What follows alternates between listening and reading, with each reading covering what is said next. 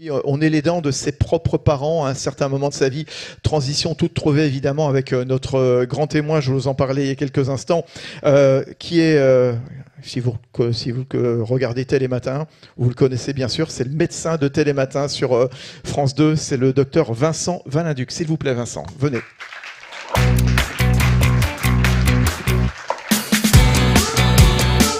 Bienvenue Vincent. Bonjour à tous. Bonjour à tous. Vincent Valinduc, je disais donc, qui a fait paraître il y a quelques jours, c'était le 30 ou le 31, non, il n'y a pas de 31 septembre. Oui, la dernière semaine de septembre. Je suis devenu le parent de mes parents, aider les aidants. Vous êtes médecin, Vincent, pour la petite histoire, vous n'avez pas été toujours médecin, vous avez été docker entre 18 et 24 ans. Ouvrier docker. C'est rare, oui, au Havre. C'est pas banal. C'est pas banal. Sur le Havre, être docker, c'est banal, mais pour le reste des médecins, pas toujours. Pas toujours, exactement. Formidable témoignage, donc, sur votre passé d'aidant, qui a d'ailleurs beaucoup ému Pierre Denis, qui organise ce colloque. Hein. Vous y racontez le récit de votre bataille pour accompagner votre mère, assez jeune, hein, elle était assez jeune, votre mère, atteinte d'un Alzheimer précoce. Tout ça, ça a duré 14 ans, 14 années de combat, Vincent. Pourquoi est-ce que vous avez eu envie d'écrire un livre? C'était quoi? C'était porter une voix, porter la voix des aidants? Alors, porter une voix, oui, peut-être pas porter la voix, parce qu'en fait, je trouve qu'il y a 11 millions d'aidants et on est tous, moi j'ai une histoire très singulière, il y a différents niveaux d'aidants, on l'a évoqué tout à l'heure. Donc, je me suis dit que j'avais une petite exposition médiatique, il fallait qu'elle serve à quelque chose. Et alors, c'est la raison pour laquelle j'ai voulu écrire ce livre, parce que pendant ces 14 années d'aidance, je me suis senti absolument seul, isolé, et pourtant j'étais médecin. Et quand je dis j'étais médecin, ça veut dire que j'étais censé avoir des connaissances sur toutes les démarches administratives qu'il existait. Et en fait, non, moi-même j'étais perdu parce que pendant mes études, je n'ai absolument pas appris les ressources et les moyens qui étaient mis à disposition. Ça, j'en savais rien. Et donc, je me suis senti vraiment seul et je me suis dit, bon, bah voilà, écrire un livre, parce que peut-être qu'on mettrait un petit coup de projecteur sur les aidants. Et puis, au travers de cette histoire personnelle, parce que je voulais pas que ça soit un manuscrit qui met des tirets à la ligne de tous les moyens qui existent, je me suis dit, bah, livre-toi un peu et donne un peu ton histoire. Et puis, au fur et à mesure de l'écriture, délivre ce que toi, tu as pu mettre en place comme aide pour aller mieux.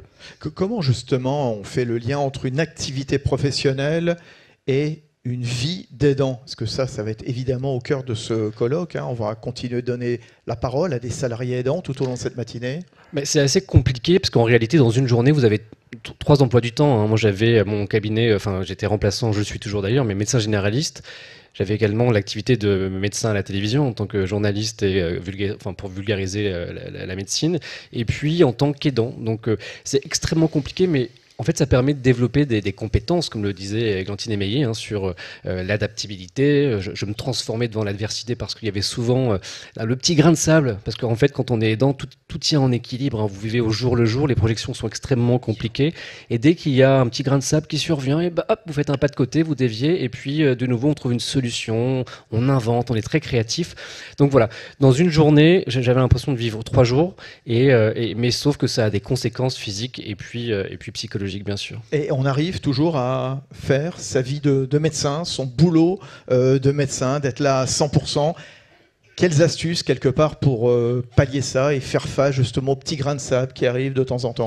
Les astuces, elles existent, mais il faut... je pense que la première difficulté, c'est de savoir qu'on est aidant.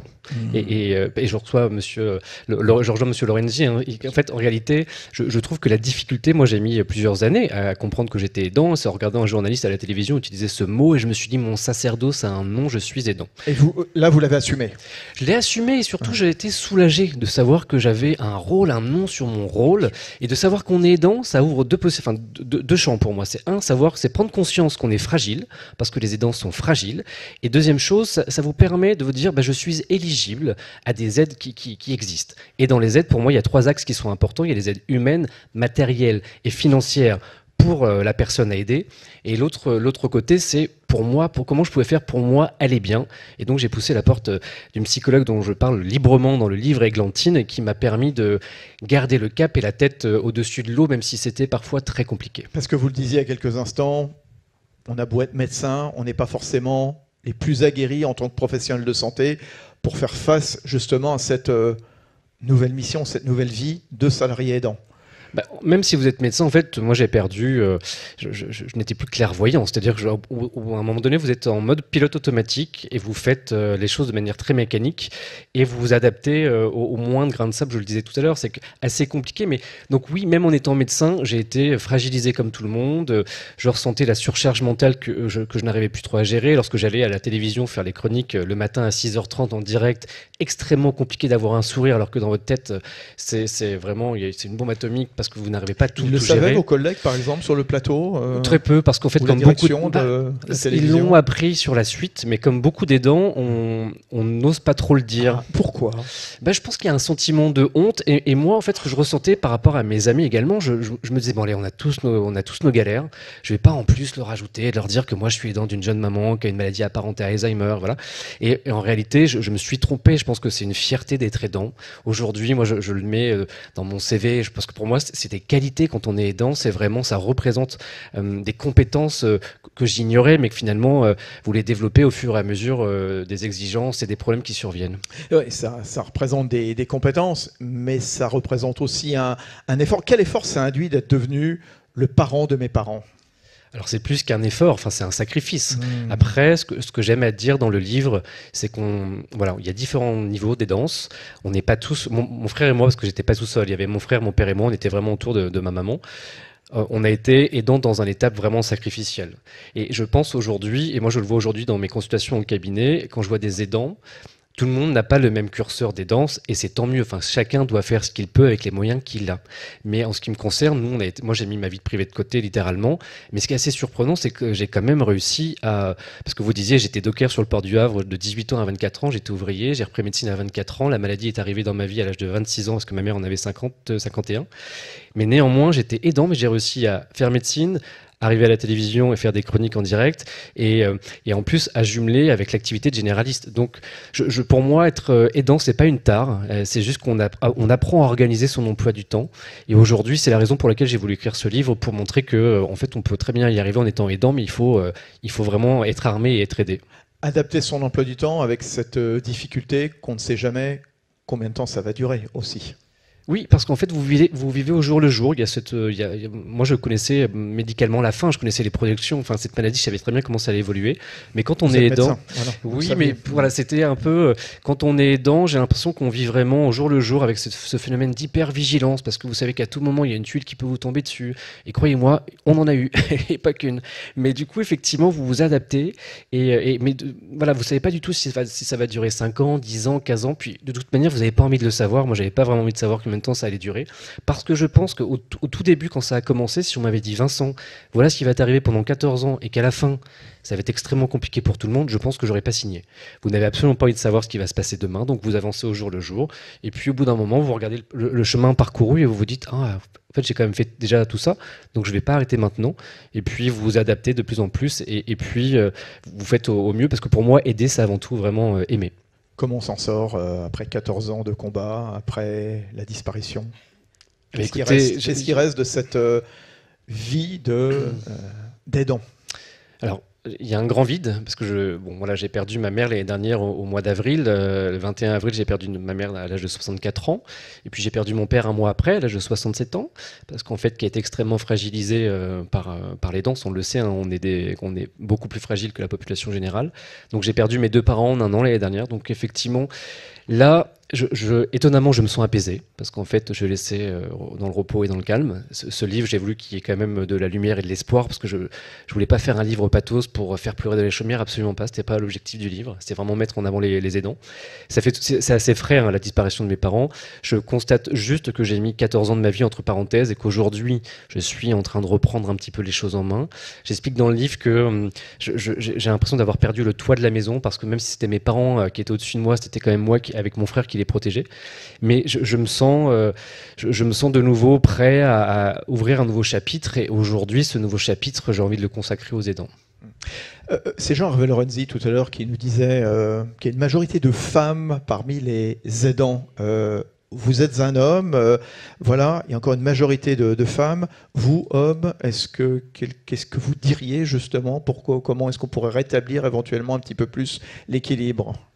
Je pense qu'il y a un petit côté un peu, on a l'impression que les femmes sont peut-être plus maternantes, qu'elles ont plus la capacité à prendre en soin, en prendre en charge leurs parents ou leurs enfants, mais en réalité, on est pour l'égalité des sexes, donc effectivement, les hommes doivent aussi s'investir dans ce domaine. Et je vais être transparent, moi j'ignorais, quand j'ai été aidant, j'ignorais qu'il y avait, parce que la difficulté quand on est aidant, et c'est le point qui est très important, quand on est aidant, on est totalement isolé. Et moi, j'ignorais totalement tout ce monde qui se tramait autour de nous, parce que là, on est en train d'évoquer des solutions dans l'entreprise et je trouve ça génial. Mais la difficulté, c'est d'aller chercher ces aidants, d'aller les identifier comme aidants pour leur proposer des solutions. Et c'est la difficulté. Moi, aujourd'hui, voilà, j'ai fini les danses. Et ce qui est assez fou, c'est que je découvre d'autres solutions qui existent dont j'ignorais l'existence. C'est assez incroyable, alors que ça aurait pu me faciliter la vie. Dans la salle, vous avez des DRH, vous avez des managers, entre autres, hein, pas que. Quels conseils vous leur donneriez justement ? Je pense qu'il faut viser et les médecins et les professionnels de santé, moi également, parce que je ne savais pas ce que c'était que le terme aidant. Je pense que si je n'avais pas vécu ça, jamais je n'aurais eu cette sensibilité quand je reçois des patients, des couples d'aidants au cabinet. Je pense qu'avant, alors peut-être qu'avec l'expérience, je l'espère, j'aurais pris le temps de parler à l'aidant. Aujourd'hui, je le fais spontanément parce que je sais ce que c'est. Mais je pense qu'effectivement, au niveau médico-social, les ressources humaines, il faut apprendre à dépister tôt un aidant pour l'encadrer au maximum, pour le valoriser, pour l'accompagner et qu'on ne sente pas que ce soit une tare d'être aidant, au contraire. Et à l'inverse, même si effectivement je pense qu'il faut développer les compétences de l'aidant et le soutenir, il ne faut pas tomber dans l'extrême inverse de la surcharge et se dire bon allez, il a quand même des super capacités, on va lui charger quand même pas mal la mule. Non, je pense que faut que ça soit une juste mesure et de se dire je suis aidant, c'est une fierté et j'ai des choses à apporter. Oui, et le côté démographique aussi, Jean-Hervé Lorenzi nous le disait tout à l'heure, hein, c'est un sujet qui touchera dans le monde de plus en plus de personnes. Voilà, la question principale, et on va terminer là-dessus, c'est qui aide les aidants, clairement.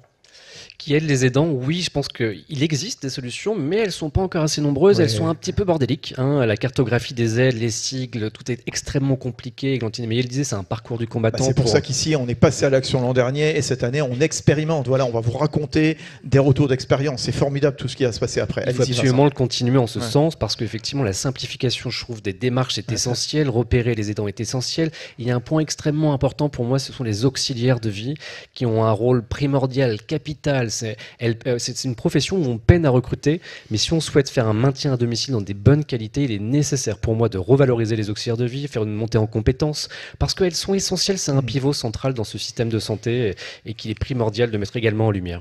Voilà, le livre que vous allez évidemment acheter très rapidement, le livre de Vincent Vaninduc. Je suis devenu le parent de mes parents, justement, avec ce bandeau « Aider les aidants ». Voilà, c'est l'appel un petit peu que vous lancez. On applaudit très très fort Vincent Vaninduc, qui vous donne rendez-vous régulièrement sur France 2 dans Télématin, donc très tôt, il faut se réveiller tôt. Voilà. Merci Vincent Vaninduc. Voilà.